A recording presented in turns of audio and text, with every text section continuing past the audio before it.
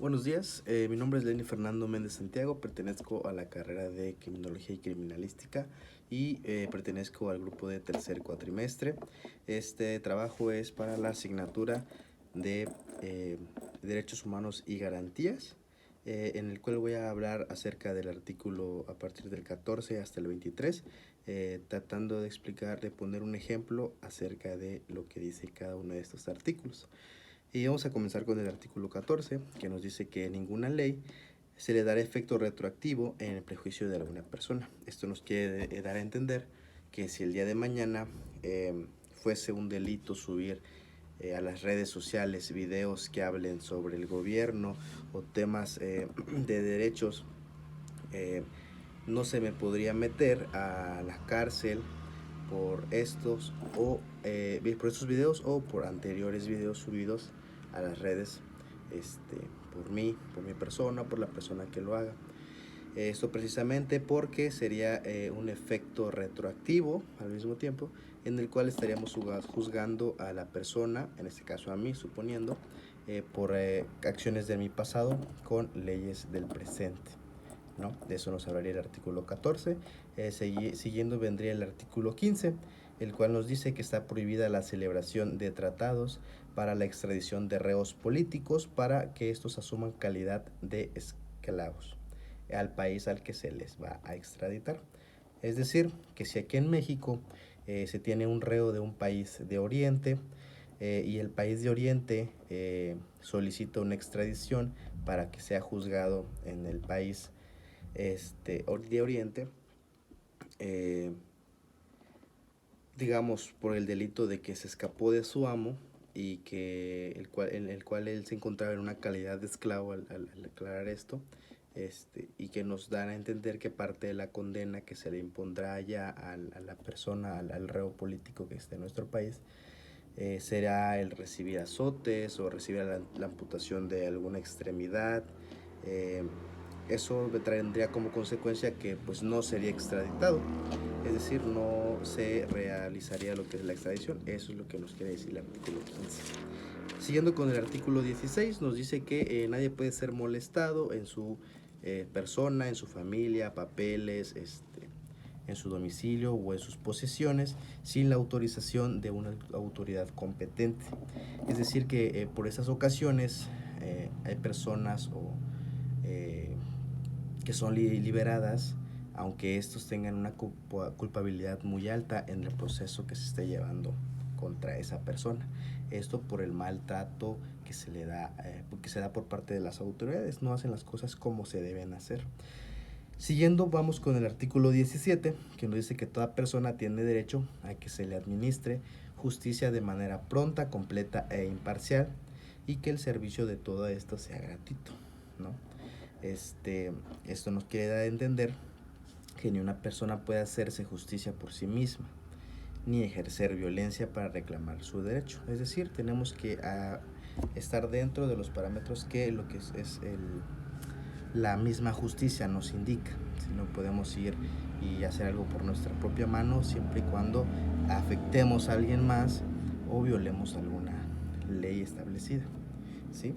Vamos con el artículo 18, que nos dice que tenemos derecho a un sistema penitenciario adecuado.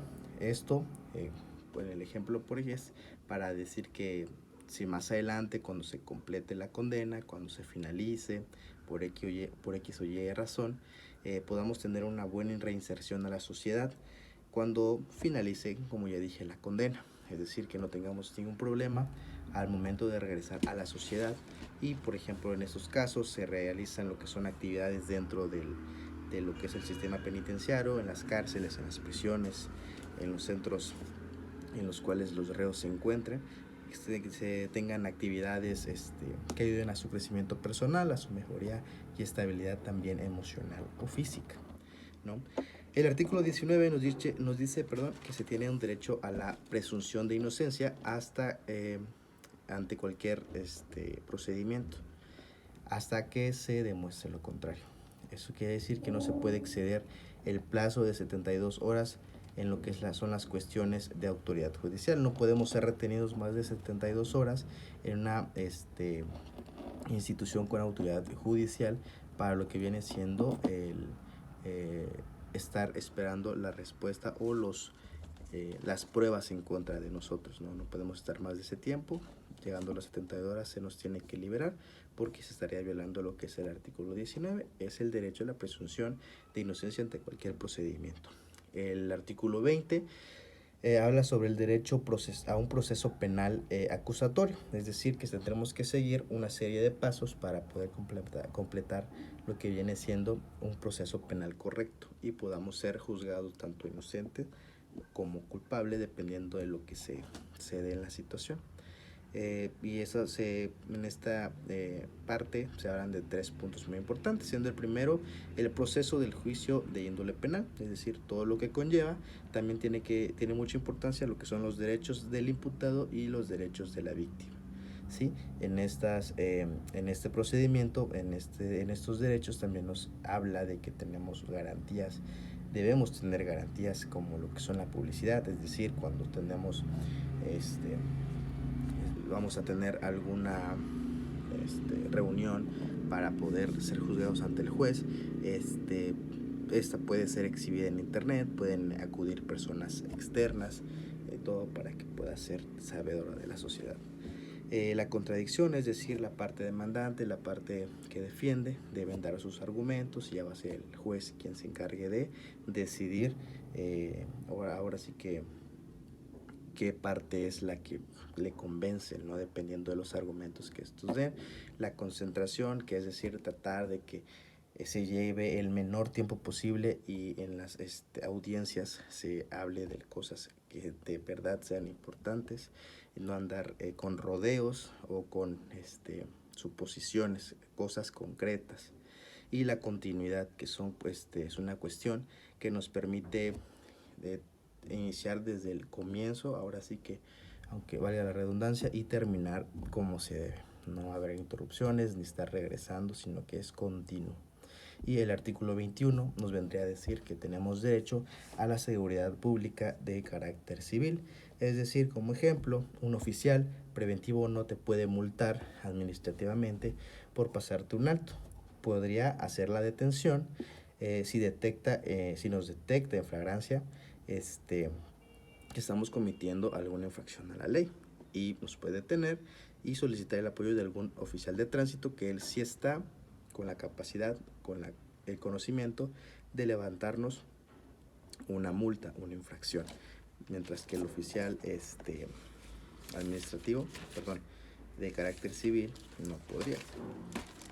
El artículo 22 nos habla sobre la prohibición en la pena de muerte, azotes, infamia, marcas o tormento, entre otros procedimientos más severos. Es decir, como ejemplo, en la infamia sabemos que es acusar o señalar a una persona de cometer un delito cuando esta persona sabe que esa persona no cometió el delito, que está difamando, ¿no? Cuando este suceso se da y cuando la persona está consciente de que el que está acusando no cometió el delito y se está señalándola falsamente con la intención de desprestigiarla o de hacer presión sobre alguna decisión o de simplemente joderla, es lo que viene haciendo, que nos está diciendo que es algo que no se puede hacer, ¿no? Entonces aquí esta persona estaría quebrantando este artículo y estaría metiéndose en problemas legales, lo cual es muy delicado.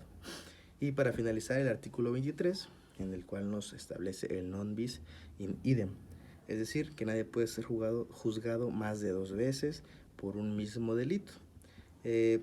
Esto se da en casos en los que la parte demandante no se queda satisfecha con la condena establecida hacia hacia el imputado. Entonces, normalmente intentan regresar para volver a lo que viene siendo el proceso, para intentar que el imputado consiga una pena más fuerte, una pena de más años o de mayor cantidad a pagar, depende del contexto. Entonces, son esos los artículos de los que yo vengo a hablarles. Espero les haya servido mucho esta información. Me despido. Gracias.